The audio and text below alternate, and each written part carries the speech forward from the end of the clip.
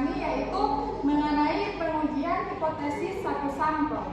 Yaitu yang pertama, uji satu sampel menggunakan tes non-parametrik berskala ordinal.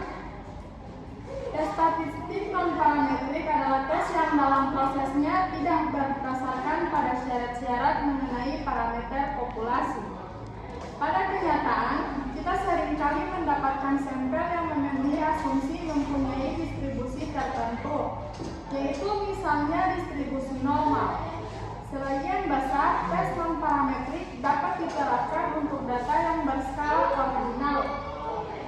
Oleh karena itu, tes statistik non-parametrik ini dikembangkan sebagai suatu teknik yang penarikan kesimpulan tentang hipotesis. Kemudian, bagian metode non-parametrik. Metode non-parametrik untuk uji satu sampel data skala ordinal, salah satunya adalah uji tanda atau sigma test. Yaitu ujian tanda sigma test adalah metode non-parametrik yang digunakan untuk menguji median dari satu sampel.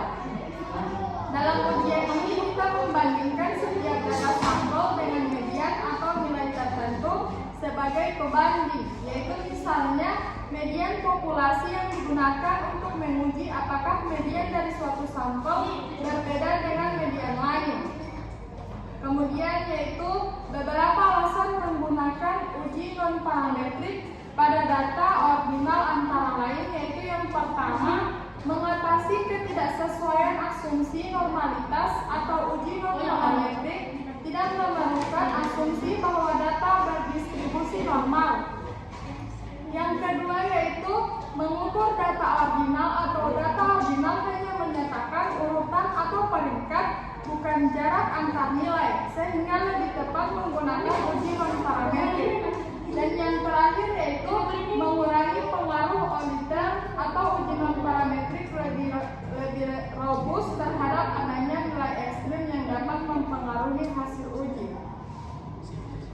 Uji satu sampel menggunakan non-parametrik berskala ordinal penting karena memberikan cara untuk menguji data ordinal tanpa memerlukan asumsi distribusi yang ketat seperti normalitas data ordinal. Data yang memiliki urutan atau peringkat, tetapi jarak antara peringkat tidak bisa diukur secara pasti. Secara keseluruhan, uji satu sampel non-parametrik untuk data ordinal penting karena memberikan cara yang valid dan fleksibel.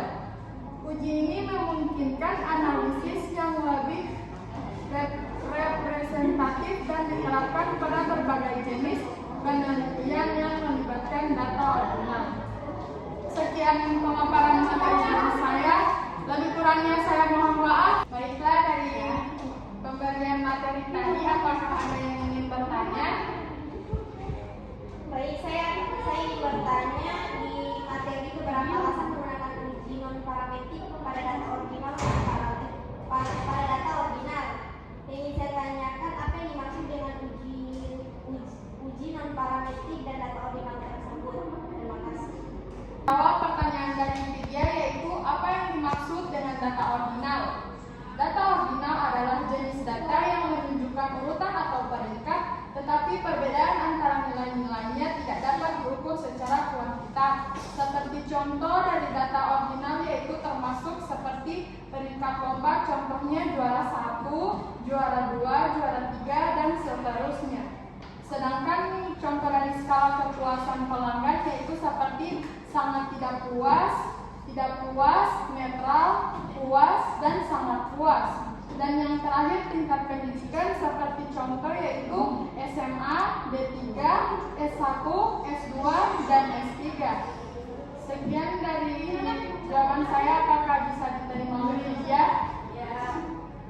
Baiklah, demikian pemaparan materi dari saya. Lebih kurangnya saya mohon maaf. Wabillahi taufiq wal hidayah. Wassalamualaikum warahmatullahi wabarakatuh.